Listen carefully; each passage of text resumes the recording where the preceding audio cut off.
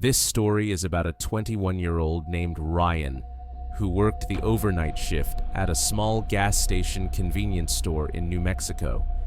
He was used to the silence, used to the routine, but one night something showed up that didn't belong. Something that looked like him, but wasn't. And by the end of the night, he wasn't sure if he'd ever left the store, or if something else had taken his place. Okay, so in 2022, Ryan was working this dead-end overnight job at a convenience store in a small town outside Albuquerque. And this place, it was exactly what you'd imagine.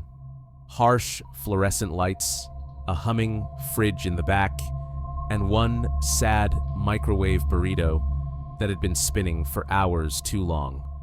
Ryan worked alone from midnight to 6 a.m., and most nights were totally uneventful. No customers, just time to scroll on his phone or refill the coffee station for the morning crowd.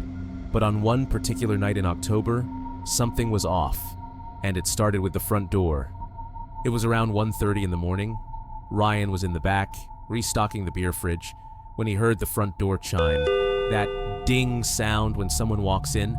So he gets up, walks out front, expecting a tired trucker or maybe some local night owl coming in for a Red Bull. But there was no one there. The store was empty, totally still. The automatic doors were closed. And here's the first weird part. The door latch was unlocked. Ryan remembered locking it right at midnight. Standard protocol. So now he's thinking, maybe it didn't click shut all the way. No big deal. He locks it again, double checks this time, and goes back to the counter. But then his phone buzzes. It's an alert from the security app the store uses. Motion detected on camera 3, the one facing the back alley behind the building. He opens the feed, and what he sees makes his stomach drop. Because standing just outside the back door is him. Same red hoodie, same jeans, same haircut, same posture, hands in pockets, shoulders slightly hunched. At first he's like, okay, is this a glitch? A recording from earlier? Maybe the system is lagging or playing old footage. But then, the figure turns and looks directly at the camera, like it knew it was being watched. And then, it smiles. Ryan's smile, but stretched just a little too wide, like it was trying to remember how to smile with a human face. So Ryan freaks out. He grabs a flashlight and rushes to the back door, swings it open. Nothing. Just cold air and the smell of trash. He steps outside, looks around the lot, empty, not a soul in sight. But then he hears a voice, his own voice, coming from the alley, and it says, "You forgot to lock the door." He bolts back inside, slams the steel door shut, and locks both the top and bottom latches. And when he gets back to the counter, the front door, the one he just locked, is wide open, just swinging slowly in the breeze. At this point, Ryan's thinking he's either sleep-deprived, losing his mind, or someone's pulling an elaborate prank. But when he checks the camera feed again, there's nothing on screen, no intruder, no doppelganger, just him, until about 3:50 a.m. He's watching the cameras, now obsessively, when he sees something on camera 2, the aisle near the coolers. There's someone walking down it. Again, it's him. Same red hoodie, same slow gait, back turned to the camera. But Ryan is literally sitting behind the counter. He hasn't moved for at least 30 minutes.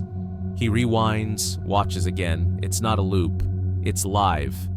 And then the figure in the aisle stops, turns around, and for the briefest second, its face is blank.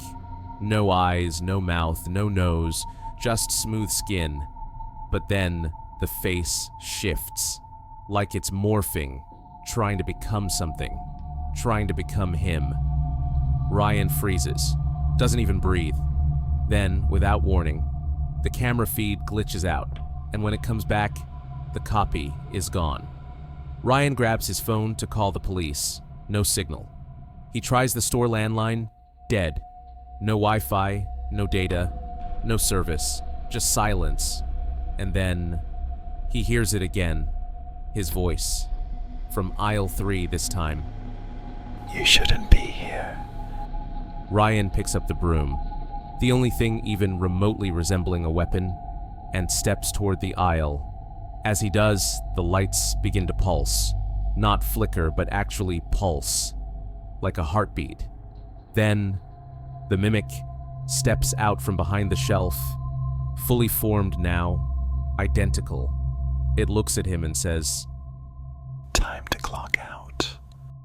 When Ryan wakes up, it's morning. He's on the floor behind the counter. The morning shift clerk is opening the door, coffee in hand, asking why the lights are off and the cameras are down. Ryan gets up, stumbles out, and never goes back.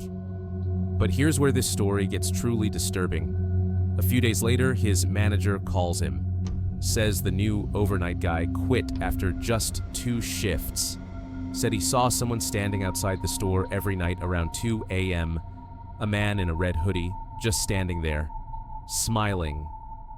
Ryan hasn't worn that hoodie since, but every now and then he swears he catches a glimpse of something in windows, or reflections, or glass doors late at night, something that looks just like him, only a little off.